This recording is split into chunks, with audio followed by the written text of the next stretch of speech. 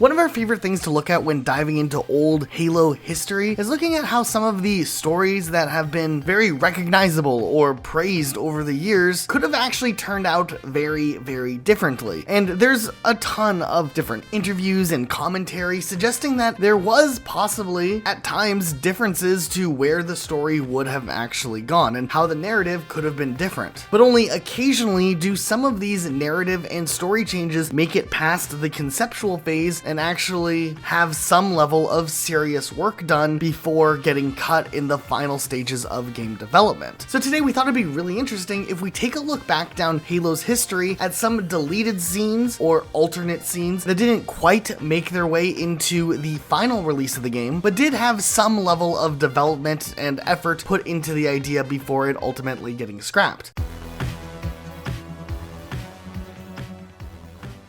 But before we jump into today's video, we want to tell you guys about today's sponsor, Raid Shadow Legends. Okay, there's only a slight chance you have never heard of Raid Shadow Legends, and if for whatever reason you haven't, it's one of the biggest mobile games out there, and it's turning 3 years old this month, so there's never been a better time to dive in and to start playing Raid Shadow Legends right now using our Rocket Sloth link or scanning that QR code on the screen. Okay, now listen, Raid Shadow Legends is a top-tier RPG that has grown to huge popularity thanks to continuous content updates over the years. There are hundreds of unique characters for you to collect and tons of bosses to fight. Not only do you get to fight a variety of bosses with your team, there's also other challenges that await for you, like the Doom Tower, a game mode that introduced a whole world of new and terrifying bosses to slay. Sprawling over 120 levels, the Doom Tower brought exciting new challenges for those seasoned players. But on top of adding new characters, game modes, and bosses, they also worked on their world building a bunch by adding things like new factions, like the Shadowkin, which are a tribe of warriors from the Far East, recently liberated from the reign of evil. I mean, this stuff is deep here, and it doesn't necessarily mean that these are the good guys either. There's seriously never been a better time to get started, and if you use our link or scan the QR code right here, new players will get a free starter pack with almost $40 of in-game content to kickstart your game. We're talking free champions, Misericord, Tiger Soul, and Romero, 10 Magic XP Brew, 10 Force XP Brew, and 10 Spirit XP Brew, and since it's Raid's birthday, the gifts keep coming. All new and existing players can get a bunch of free birthday gifts worth over $25. Once you're in game, just enter promo code 3YearsRaid to get your hands on everything. It's that simple. Okay, starting things off, Halo Combat Evolved. Now, of course, this game didn't have as much as some deep cuts to the narrative side of things that, say, a different game that had a very hectic development like Halo 2, for example. However, it is really interesting if you take a close look at some interesting things that were used during the early promotional stages of Halo Combat Evolved, especially after they announced that Halo would be coming on the Xbox. Like, for example, there's this amazing presentation where we see Joseph Staten on stage all the way back in 2001, showcasing Halo on the Xbox, and we do see some in-game cutscenes that very much so were not in the actual release of the game. In some instances, they're just little demonstrations, more than likely, that never actually fit their way into the narrative itself, and this type of footage and cutscenes just kind of scratch the surface of what this video is going to be about and what all we're going to look at, but it is a good starting point just for inclusion when it comes to Halo Combat Evolved. It is really interesting that during this phase, they likely still had a lot of placeholder voice actors, and hearing Master Chief talk in this is a little bit interesting. Hostiles have been neutralized. Say again?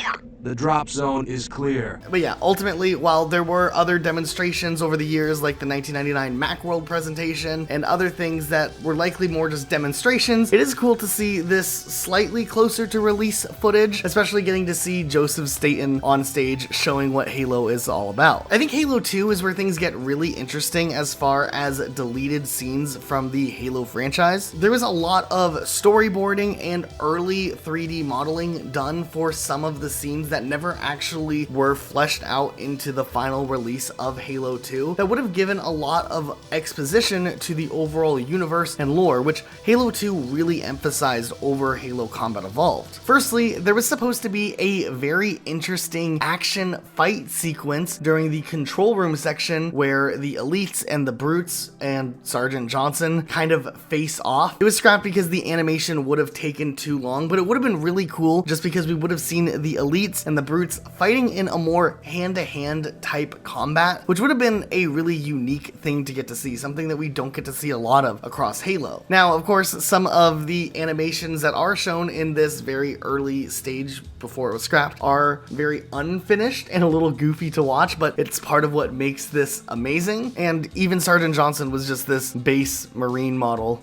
which makes it almost so much better. But yeah, in this commentary, they talk a little bit about how animating all of that would have just been too involved for the amount of time that they had, though some elements did still remain within the actual cutscene. There's also supposed to be a much larger presence of the brutes taking over the elite's role in Halo 2, with a big section of exposition just serving here where the brutes are in charge, and we can hear the elites kind of retelling what is going on, and just listening to the audio exposition and the voice acting, while of course it probably wasn't final, it is really interesting just to hear this elite's perspective on what is going on and why the brutes are taking over, while we see these very basic animations that were used as placeholders. What has happened? The prophets blame us for that braggart Regret's demise, and decided to replace our best warriors with these imbeciles. And then during this time in the narrative, we would have seen a massive exposition dump as far as what the role of the Sangheili are amongst the Covenant and how the prophets are kind of incorporated into all of this. They were going to have these holy murals that were going to serve as a storytelling device, but it ended up getting cut because the exposition was just so long, and Bungie just wanted players to be able to jump back into the action without having this long, drawn out cutscene that was likely to run way into the 7-minute range. Now, once again, the way that the prophets look in this are pretty amazing. I just love looking at these early cutscenes, and honestly, hearing a little bit about the Covenant religion explained here is interesting nonetheless, but definitely not necessary to the story. Listen to this clip. Hungry for power and dominion, our ancestors met on the field of battle.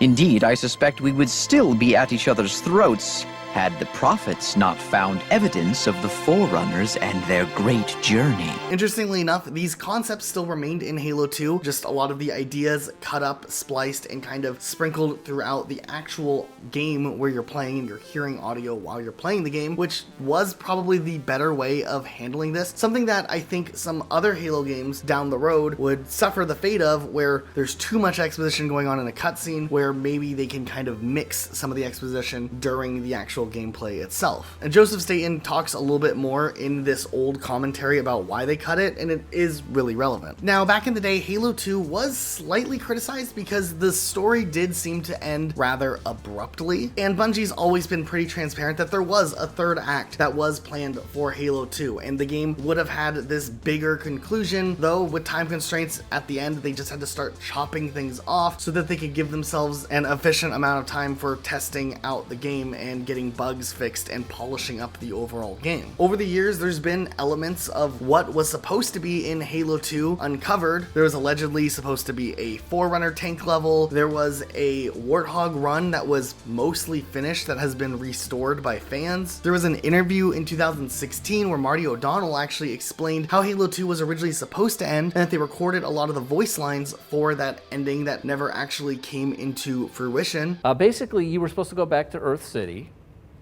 find the Ark, and at that point, that was the Ark that opened up. Right. Remember the thing coming down, Yep. and that was where the Ark was. It wasn't some other place.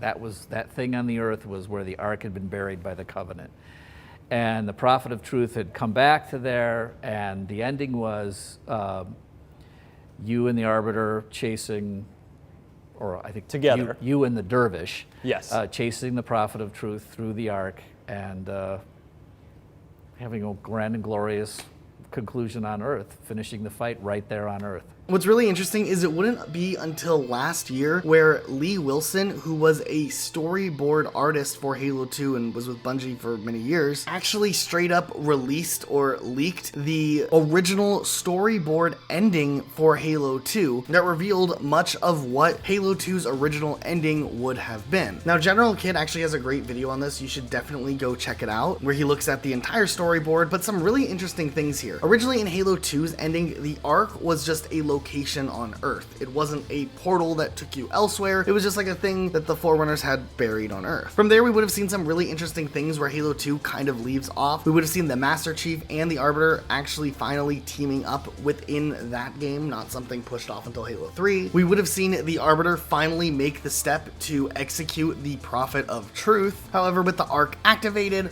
all of the Halo rings are getting prepared to fire off, and the Arbiter and Master Chief have to deactivate it, which causes like this big earthquake or something. The brutes are pushing in. Arbiter actually ends up being the hero and tells Master Chief to go and that he would hold off the brutes. And then we would see this epilogue juxtaposition to the beginning of the campaign where we see the Master Chief being honored once again. This time he wouldn't be in a suit, though his face would still be hidden. And while they're celebrating Master Chief and defeating the Covenant / saving the universe, the Arbiter is kind of trapped in the tomb of the Forerunner while everything is going down. We would cut back to seeing the Marines up in space overlooking Earth and kind of have a Star Wars Episode 5 like ending where it's kind of vague optimism overlooking a beautiful set piece, but you know, there's still some loss because the Arbiter is presumed dead, who was kind of an ally, like what we saw in Star Wars Episode 5 with Han Solo. I don't know, that's just my impression off of the little storyboard art. While all the stuff in the Ark is going down, the Arbiter, which was called the Dervish back then, moves deeper inside and finds a sarcophagus, and in the sarcophagus, human remains, confirming what fans had believed up until this point for quite some time, that the Forerunners were in fact ancient humans. This was later retconned clearly by 343, though there was speculation that during the Halo 3 times, this concept might have already been shifting away, though it's not very clear, but it definitively was changed by the time Halo 4 came around. Then Guilty Spark, who was in the Ark alongside the Dervish, actually helps the Arbiter escape by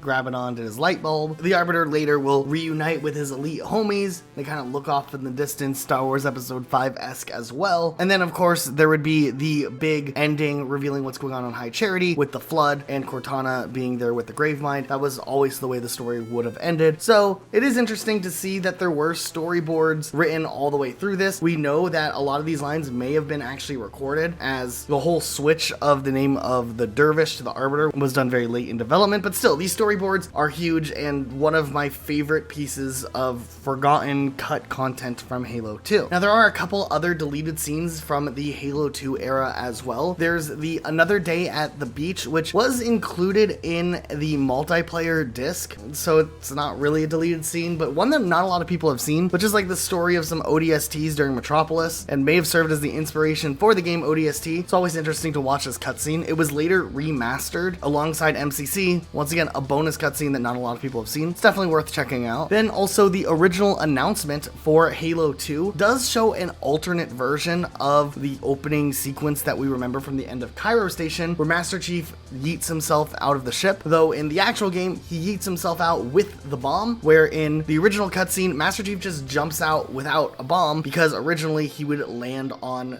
the Covenant ship and then he'd fight his way through the Covenant ship, taking out from the inside out, much like the Halo Reach level Long Night of Solace. And then also there was that famous E3 demo from 2003 which showed off gameplay that was never actually in the game. It ended up getting cut and completely reworked and redesigned from the ground up, though there was a really cool cutscene at the end of the mission that never made its way into the game, but it is cool that we can still see it all these years later because of the demo that was filmed a bunch back in 2003. When it comes to Halo 3, it seems like the story was much more direct and planned out, where not a lot of major plot points ended up getting scrapped out of the story. More than likely, by the time a lot of the cutscenes were being made, they'd already had a general grasp on what campaign levels would actually be in the game. There are a couple of little extra things, though, that didn't quite make their way into the final release of the game, though were still accessible in the game files. And fortunately, GameCheat, who is a Halo preservationist and YouTuber who's done an amazing job at just documenting this stuff and allowing it to be on his channel so people can go back and watch it, has done an amazing job just documenting everything here. Actually, if you guys could go to his channel, there's a link in the description down below and subscribe. It would really mean a lot because he's letting us use this footage for our video, and that helps us a lot. So, maybe throw a subscription. He has 2 channels. There's the GameCheat channel, but there's also Alpha Archive, which has a lot of cut multiplayer maps and weapons from various Halo games. So definitely throw a subscription on both of the channels. Okay, so going into Halo 3, there is one extended cutscene on Crow's Nest that was used as a lip sync test. Pretty basic, but interesting to look at nonetheless. There was also this interesting video calibration scene that had Sergeant Johnson going through some visual settings with the player, and it's just interesting. There's this part, which is extra cool. There were also a couple of scenes from Halo 3 that originally were supposed to be more cinematic moments that would take you out of the game. You would look at the cutscene and then go back into your gameplay. That was cut out of the game in favor of just having the sequence happen while you're in game. For instance, on the Storm, when the Scarab climbs over, it originally had a cutscene version of that moment happening rather than it just happening when you're walking around. Some of you may remember the cutscene on Floodgate where Master Chief is talking with Guilty Spark and is kind of questioning him, and there was a similar scene like this on the Ark right before Guilty Spark opens the door, and there's this amazing animation where Master Chief points at the door. And then on the Covenant, there was another cutscene moment where the Scarabs would drop in, but we see that Master Chief really does care about the Arbiter. And good thing Master Chief stopped the Arbiter from taking one step further, because obviously the Scarab would have squished him otherwise. And then on the final level, right before you enter the area that resembles 2 Betrayals or Assault on the Control Room from Halo Combat Evolved, there was a little cutscene acknowledging that Sergeant Johnson was there as well and was going to back the Chief up, and there's some dialogue, which is interesting to hear.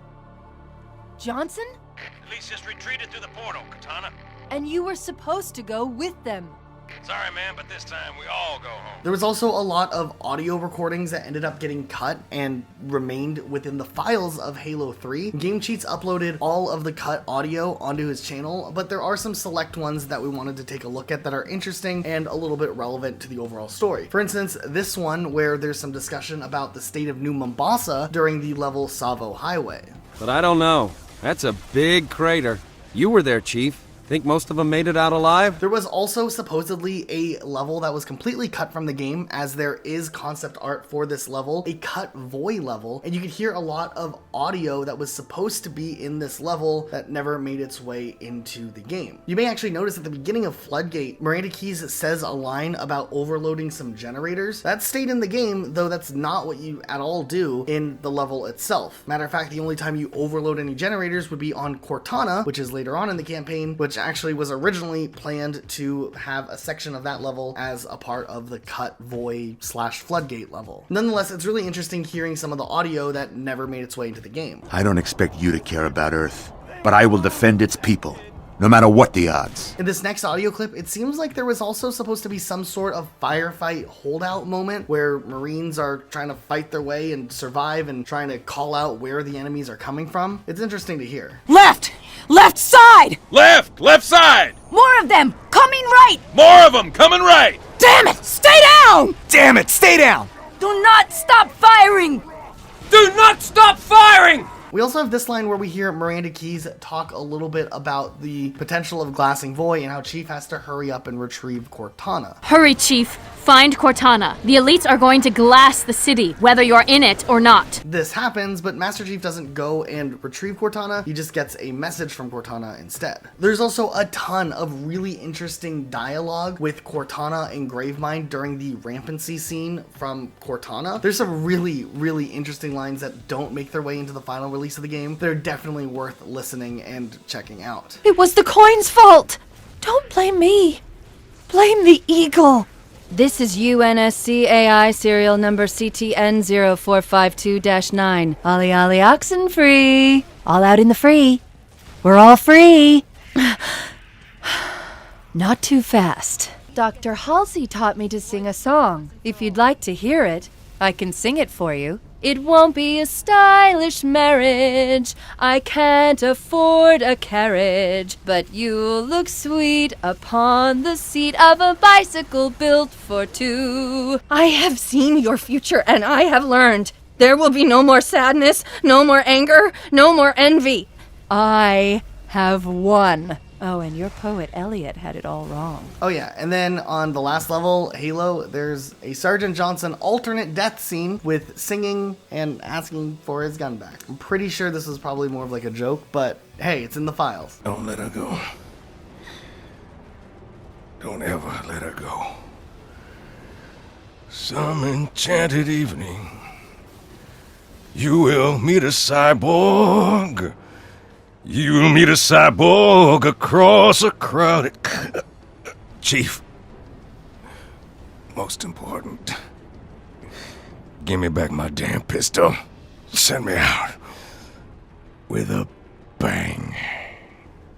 Stubborn. I wonder who he got that from. And then in Halo 3 ODST, there's not too many things that were actually cut out of the main story. There was a cutscene showcasing the scarab that would have shot at Dare's Oliphant, though it looked like it was a little bit janky and was ultimately scrapped pretty early on because we can just see this scuffed version of it that still exists in the game, but it is kind of fun to look at. Unfortunately, there's not too much that we actually know when it comes to Halo Reach, which did likely have a lot of alternate versions and deleted sequences along the way. There was allegedly supposed to be a sequence where June would have died that was scrapped altogether, as they needed to have a character serve as an escort to get Halsey off of the planet. And so that scene that allegedly is rumored to exist doesn't actually have any real existence out there. So Reach is definitely very rough when it comes to what we know about the story and what happened with the story. A lot of this was likely kept under wraps, but Halo 4 did have a lot of development versions of the game leaked online, and there's so many different variations and versions of Halo 4's story out there that are just interesting to look at. So we're gonna look at some of the more interesting moments from Halo 4 that didn't make its way into the final game. For instance, there's this moment of Chief and Cortana talking in an early build, and along the way when you're looking at these early cutscenes and storyboard versions that were included in some of these leaked builds, you can just notice that some of the dialogue was altered a little bit later on before the final release, or just some of the conversations and stuff were changed completely. Like this scene. What? This is just a little off. Off or not, if we've got a shot at getting you back to Halsey, we're taking it. In this next scene, there's also just a little bit of wording that's different from what we actually see in the game, even though the voice actors, of course, here are also placeholder voice actors. This is the Forerunner symbol for Reclaimer. What's the symbol for humanity doing on a Forerunner military stronghold? The real question is it an invitation or a warning? Can you pinpoint the coordinates? This next one was really interesting because the most unique thing here is the fact that the Prometheans sound a lot more like monsters and more menacing than the more tech type sound that they have in the actual game. Just thought it was worth noticing here. We know the big famous Cortana lament where she questions why she can't feel the human feelings of things and how she just has to like math things out, and that's how she knows things feel a certain way. And just the dialogue slightly different here, and the emotionless of these early renders just really makes the whole scene seem completely different from what we actually see in Halo 4. I can give you over 40,000 reasons why I know that sun isn't real. I know it because the emitter's Rayleigh effect is disproportionate to its suggested size. I know it because its stellar cycle is more symmetrical than that of an actual star. But for all that, I'll never actually know if it looks real. If it feels real. Also, while we're at it, this next scene is just amazing that I wanted to include here. Cortana, what's happening? I don't know. Hang on! They're jumping into slip space. Get below deck! No time.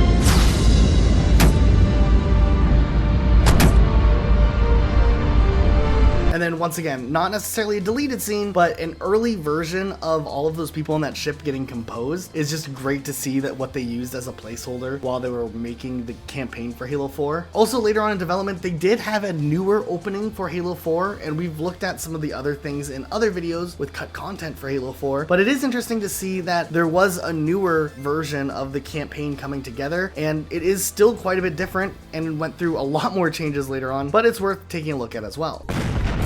What's going on? That's why I woke you.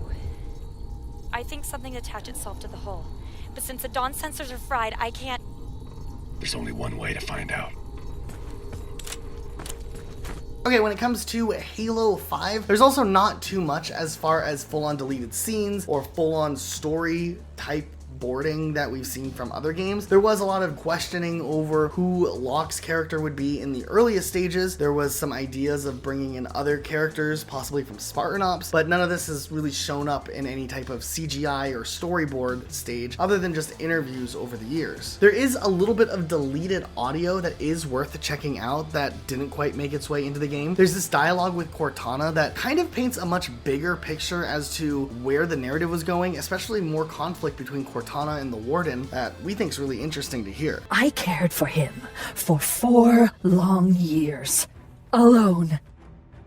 You dare! There's also extended lines of dialogue of a ton more AI pledging to Cortana, which is always interesting to hear, just a couple of extra things. Son Duke, Oni Weapons Research AI, New Gangwon. I pledge myself to Cortana.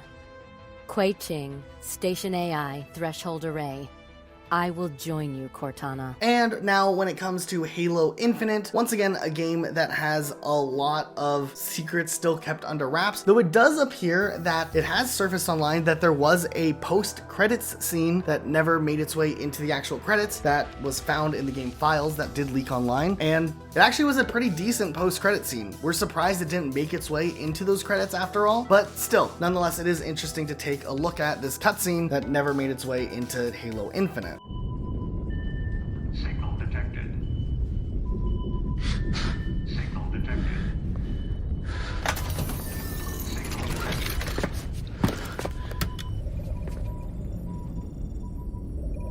Chief.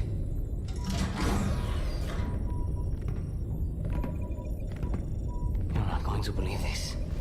UNSC tag detected. Designation: friend.